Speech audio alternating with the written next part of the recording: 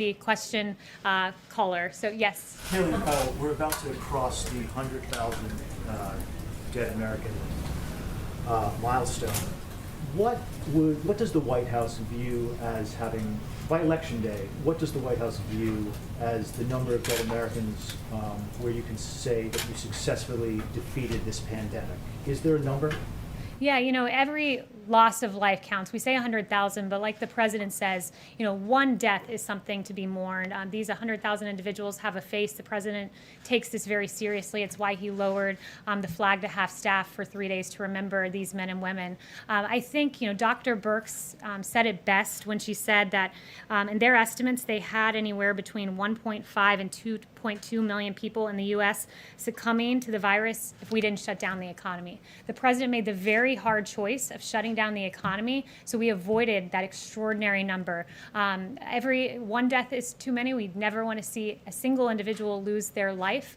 But that being said, to be under significantly that high mark shows that the president did everything in his power and helped to make this number as low as humanly possible. When voters go to the polls in November and they want to judge the president on his response to this pandemic, what is the number of dead Americans that they should tolerate and where they can argue that yes, he successfully defeated the pandemic? I think you're asking the wrong question. The right question is where did That's the data? I want to ask, Haley. So please don't tell me I'm asking a right or wrong and I answered question. your question once, but if you ask it twice, it doesn't make it any better of a question. So I'll respond in kind. I've given you one answer. I'll continue to extrapolate upon that. That he always listened to the science. The president, when Dr. Fauci and Dr. Birx said you need to shut down the economy, that was hard for the president. In a typical year, 120,000 people die of suicide and drug overdose. It's in a typical year, and doctors have said when you shut down an economy for an extended period of time, that number gets greater. People don't show up for their cancer diagnoses.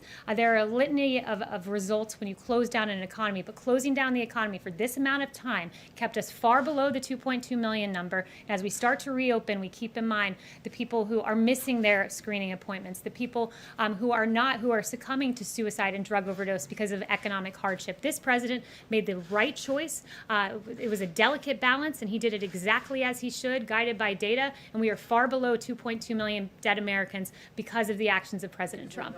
You mean? I'm going to read something really quickly. Timothy Claw Sotis wrote, quote, "Conspiracy theorists, including most recently the President of the United States, continue to spread their vile and misinformation on the platform, disparaging the memory of my wife.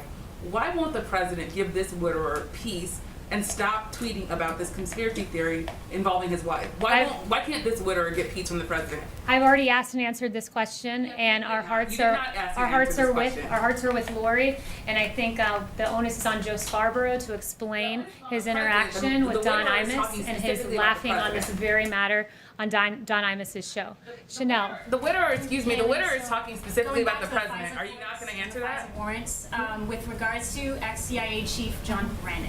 How willing are you able to go forward and say that he lied to the FBI or obstructed justice in the process of discussing Russian collusion and the Trump family? And on that note, we now have new information showing that Obama himself used foreign intelligence to actually request surveillance on the 5th and 26th floor of the Trump Tower. So to what extent was John Brennan behind that? To what extent can you share with us what you know?